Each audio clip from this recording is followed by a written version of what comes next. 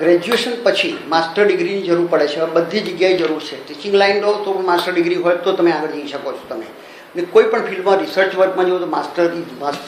તો મિકેનિકલ સાઇડમાં જોઈએ આપણે તો માસ્ટર ડિગ્રી તો એક તો આઈસી ઓટોમોબાઈલ એન્જિનિયરિંગમાં છે, master degree in computer design and manufacturing છે, master degree in cryogenics, refrigerator, air conditioning અને ઓટોમોબાઈલ એન્જિનિયરિંગ. આ બધામાં તમે આગળ વધી શકો છો. તમે ફોરેનમાં જોઈએ તો ત્યાં આગળ over and above in MBA course કરવો હોય તો પણ તમે બી મિકેનિકલ પછી એનો સ્કોપ મેનેજર લેવલ માટે MBA પણ ઘણું ફર્સ્ટ પ્રેફરન્સ આપવામાં આવે છે.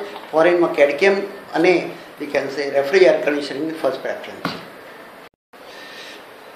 Globalize point of view mechanical એન્જિનિયરિંગની ડિમાન્ડ કયા કયા ફિલ્ડમાં છે? તો એક તો ક્યાંક મેન્યુફેક્ચરિંગ લેટેસ્ટ ટેકનિક્સ યુઝ કરવામાં આવે છે. ઓટોમોબાઈલ ક્ષેત્ર જે અત્યારે બહુ જ ડેવલપ યુનિટ છે, એની બોડી એન્જિનિંગથી માંડીને ફ્યુઅલ કન્ઝમ્પશન છે એ પણ CNG ફ્યુલ વાપરી છે. આપણે ગમે તે કરી જે ઇકોનોમિકલી અને બેસ્ટ પરફોર્મન્સથી વાપરી શકીએ, ટેકનિક્સ વાપરી શકીએ, એ બધાની યુઝ થાય. ત્રીજું આવી શકે પાવર જનરેશન યુનિટ.